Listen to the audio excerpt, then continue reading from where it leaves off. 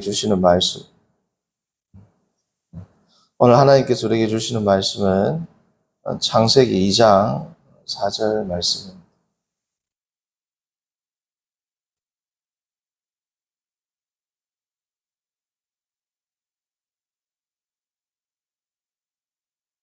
창세기 2장 4절 말씀.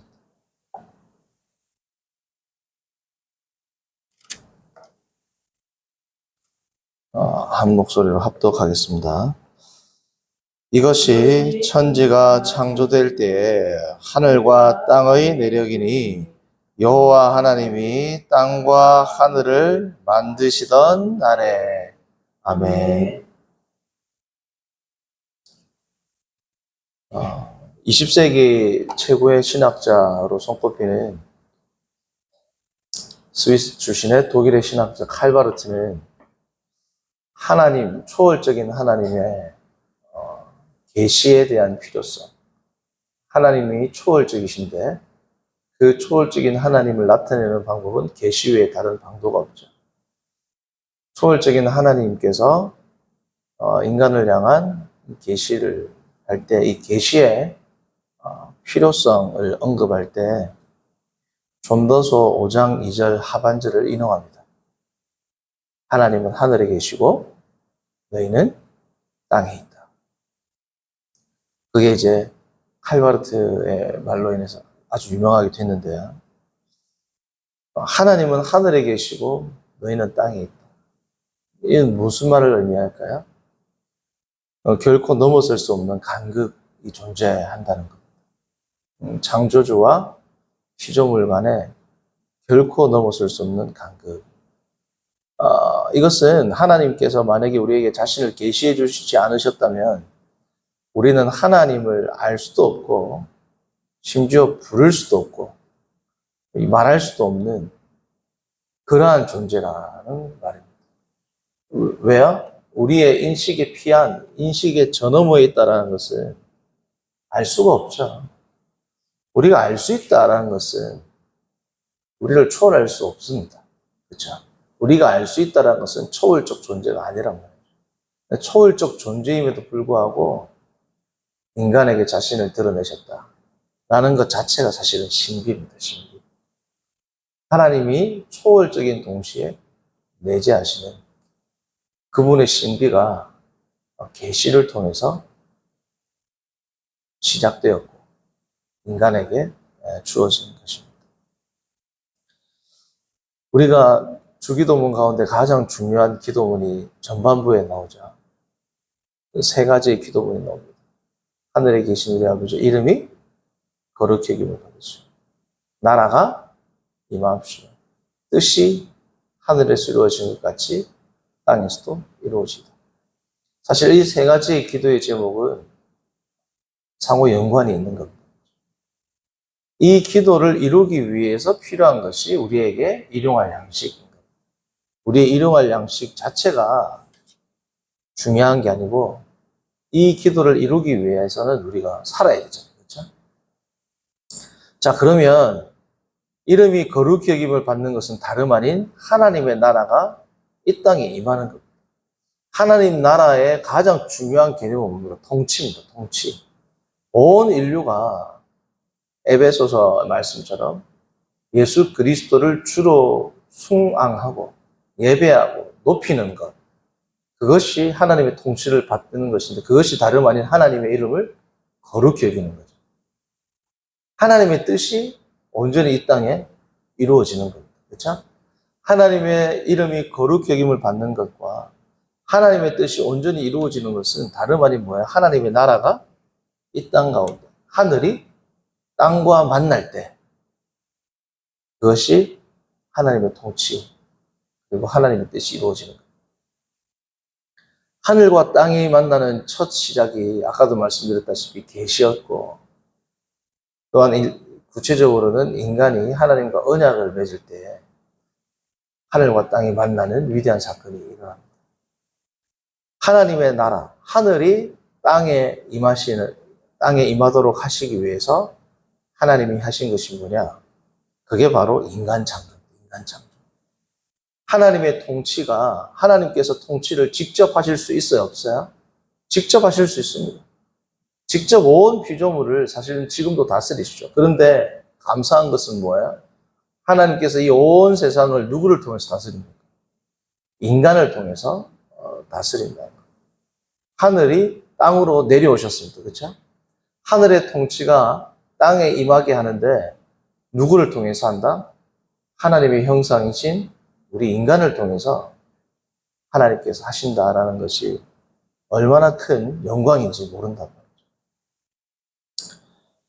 오늘 말씀을 보시면 천지가 창조된다. 그리고 4절의 하반부에는 순서가 바뀝니다. 그렇죠? 땅과 하늘을 하나님이 만드셨다. 천지, 하늘과 땅, 혹은 땅과 하늘에서 히브리어로 보면 땅은 단수고 하늘은 복수입니다. 복수. 베레쉿 바라 엘로힘. 태초에 하나님이 창조하셨습니다. 천지를 엣 하샤마임. 하샤마임, 임 복수거든요. 베엣 하아레츠. 하늘과 땅을 창조하셨습니다. 땅은 단수인데 하늘은 왜 복수일까요? 문법적으로는 이러한 복수를 소위 pluralis majestatis, 번역하자면 장엄복수라. 장엄복수. 아주 장엄한 영예로운 그러한 존재나 그러한 존재를 혹은 그러한 인물을 표현할 때 뭘 쓴다? 복수 형태를 쓴다는 거예요. 자, 그러면 하늘은 왜 장엄할까요? 고대인들에게 있어서 하늘은 중요한 표현이었습니다. 중요한. 땅은 단수지만 하늘은 복수입니다. 왜요? 하늘은 첫 번째 의미로 뭐예요? 그냥 물리적 하늘을 의미합니다. 그렇죠? 우리의 대기권을 의미할 수도 있고, 창공을 의미할 수도 있고, 우주를 의미할 수도 있고, 어쨌든 물리적인 겁니다. 물리적인 하늘만 의미한다면 그리 중요한 것이 아니죠. 그러나 사도 바울의 삼층천도 그렇고 고대인들은 하늘 하면 더 중요한 의미가 뭐였어요? Abode of God. 하나님의 처소였습니다. 하나님의 처소. 하나님이 거하시는 곳이 어디다? 하늘이다. 그러니까 하늘이 중요하단 말이죠. 그 하나님이 거하시는, 하나님이 거하시던, 하나님이 친히 통치하시던 영계가 이 땅으로 내려오게 된 겁니다. 이게 얼마나 사실은 이게 놀라운 거예요. 자, 성도님들, 오늘 우리가 이 4절을 읽었는데 우리가 어제도 1장 28절을 할 때 비교했던 성경 구절이 있어요. 그게 뭐예요? 1장 22절입니다. 1장 22절 한번 더 볼까요? 창세기 1장 22절. 자, 1장 22절을 보시는데 한번 찾아보세요. 이상한 게 있습니다. 이상한 게 있어요. 1장 22절에서 이상한 게 뭘까요?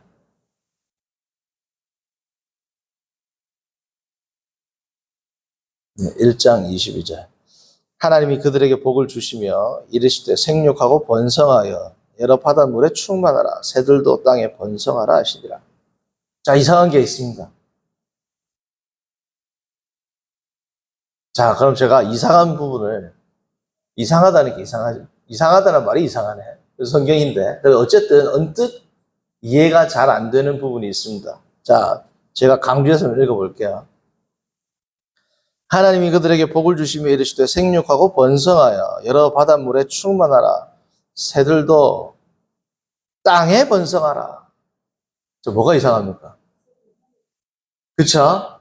새들은 하늘에 번성해야 돼요. 근데 왜 땅에 번성해라 했을까요?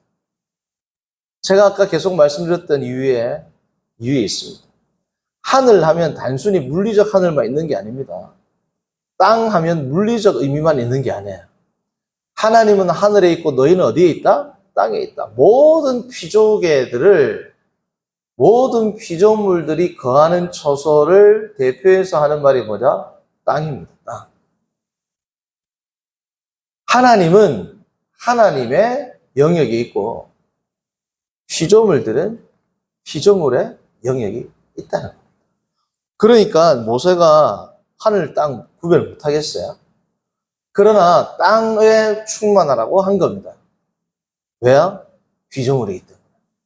그래서 히브리어로 에레츠라는 단어는 이러한 이유로 인해서 단순히 우리가 딛고 있는 이 land만 의미하는 것이 아니라 월드죠. 월드도 의미합니다. 온 세상. 피조물들이 거하는 세상을 의미하는 단어입니다. 하나님과 피조물들 간에 그 처소가 구분되는 이유는 뭘까요? 하나님과 피조물들이 거하는 장소가 구별되는 이유는 뭘까요? 존재의 차이 때문에 그렇습니다. 존재론적 차이로 인해서 하나님이 거하시는 곳과 우리가 거하는 곳은 어떻습니까? 다릅니다. 그러므로 하나님의 장소와 우리의 장소가 다르다는 것을 이렇게 명확하게 구별하는 이유는 뭐예요? 선악과 가르침에도 이제 더 명확하게 드러나죠. 2장에서, 3장에서. 2장이죠, 2장. 선악과에 대한 하나님의 명령에서 더 분명하게 드러나는데 그게 뭡니까? 하나님과 우리와의 처수의 구별은 존재론적 구별을 의미하는 것이고, 그러므로 너희는 절대로 그 선을 넘을 수 있다, 없다? 없다는 겁니다. 하늘이 땅에 임하는 것이지, 땅이 하늘에 임할 수 있는 게 아니란 말이죠. 인간은 하나님의 형상이지, 하나님이 아닙니다. 그렇죠?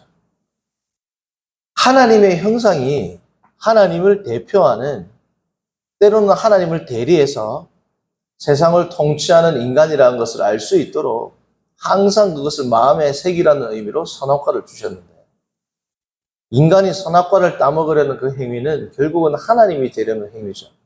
그 경계를 침범하는 행위입니다.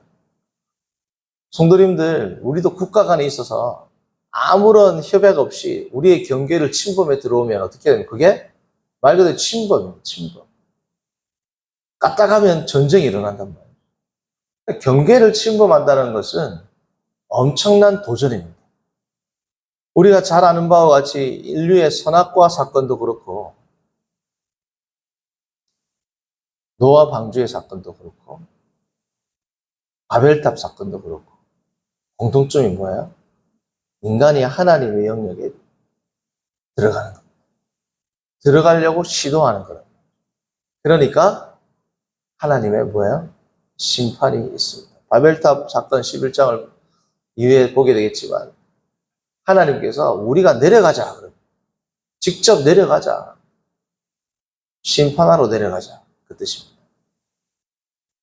성도님들, 우리는 땅의 존재고 하나님이 하늘의 존재라는 것을 이렇게 강조드리는 이유는 아무리 강조해도 지나치지 않는 이유가 성도님들 우리가 실제적인 신앙생활을 할 때 많이 느끼지 않습니까?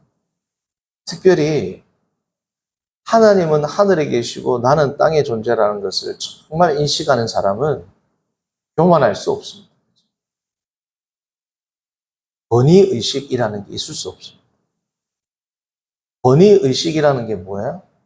하나님께서 주시는 권위 말고 권위의식은 다른 거죠. 하나님이 주신 권위는 자연스럽게 나오는 겁니다. 권위의식은 자신의 경계를 망각하는 겁니다. 신앙생활을 하다가 보면 우리가 교회의 주인의식을 가지고 일을 하십시오 이야기하잖아요. 그 말 자체가 위험한 거예요. 주인의식이 아니죠. 교회의 주인은 누굽니까? 예수 그리스도입니다. 우리는 종의 의식을 가지고 일을 해야 돼요. 우리는 주의 종이란 말이죠.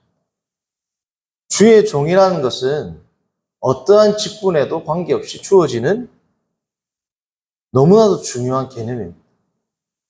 이 종의 의식이 없이 주인의식을 가지다 보니까 직분이 올라가면 권위의식에 살이 돋는 사람이. 정말 교회를 사랑해서 장로 직분을 받으려는 분도 계시겠지만 우리가 정직하게 가슴에 손을 얹고 한번 보자 말이죠. 왜 그렇게 장로가 되려고 그러죠? 장로교회에서는. 장로가 될 때 보면 엄청난 선거운동이 있습니다. 목사님들이 하지 마라 그래도. 제가 부교육자 할 때, 장로 투표할 때 선거운동 안 하는 교회를 본 적이 없어요. 다 암암리에 한단 말이죠. 왜 그렇게 하려고 그럴까요? 장로가 되어서 정말 더 낮은 곳에서 섬긴다. 더 낫다. 기도할 때만, 사람들 앞에서 말할 때만 해요. 정말 더 낮은 자리에 간다라면 그렇게 박터지게 싸울까요? 그렇게 열심히 장로가 되려고 할까요? 왜 되려고 할까요, 성도님들? 그래서 우리가 많이 하는 이야기 있지 않습니까? 완장 채워주니까 사람 달라진다. 그게 뭐야? 권위의식입니다. 나는 땅의 존재라는 것을 망각하는 거예요. 장로가 되기 전이나 장로가 되고 난 이후나 심지어 세상적인 엄청난 권세를 갖기 전이나 갖고 난 후나 참 슬픈 이야기지만 담임 목사가 되기 전이나 부교육자일 때나 담임 목사가 되고 난 이후나 사람이 똑같단 말이죠. 같은 사람이에요. 근데 왜 달라질까요? 우리가 정말 정직하게 나 자신을 살펴봐야 됩니다. 제가 2007년부터 부교육자를 했는데 장로님들 가운데 정말 제가 존경할 만한 장로님을 정말 몇 분 안 돼요. 정말 겸손한 분들을 찾아보기 힘들어요. 어떤 장로님은 참 겸손한 줄 알았다가도 나중에 알고 보니까 그 겸손한 모습이 다 테크닉이었던 거예요. 테크닉. 아, 내가 이렇게 장로가 되었는데 이런 모습을 보이면 성도들이 저 장로님은 장로님인데도 이렇게 하는구나. 참 사회적 지위가 있는 분인데도 이렇게 교회에서 섬기는구나. 라고 나를 겸손하게 생각하겠지. 라고 생각해서 하는 분들도 저는 봤습니다. 뭐 신발을 정리한다든지 뭐 이렇게 굳은 일을 한다든지 그 모습 자체가 정말 섬기는 마음으로 하는 것인지 내가 이렇게 하면 내가 겸손하다는 것을 어필할 수 있다라는 생각에 사는 것인지 정직하게 돌아봤으면 좋겠죠. 제 설교를 듣는 분이 몇 분 될지 모르겠지만 어쨌든 간에 듣는 분들만이라도 정말 하나님 앞에서 내가 나의 존재론적 실존이 무엇인지를 우리가 정말 오늘 말씀을 토대로 다시 한번 봤으면 좋겠어요. 하나님은 하늘에 있고 너는 땅에 있다. 이 말씀을 하나님의 말씀인 오늘 창세기 2장 4절 그리고 전도서 5장 2절의 말씀을 토대로 다시금 우리의 현 주소를 마음에 새기는 그러한 하루가 되기를 바랍니다. 기도합니다. 선하신 하나님 아버지, 오늘 우리가 창세기의 말씀을 통해서 하나님의 초소인 하늘과 피조물의 초소인 땅을 구별한 성경의 용례를 살펴보면서 이것은 단순한 거처의 구별이 아니라 존재론적 구분임을 알고 하나님 앞에서 우리가 정말 마땅히 겸손한 자세로 살아가는 것이 성도의 본분임을 다시금 확인하게 하심을 감사합니다.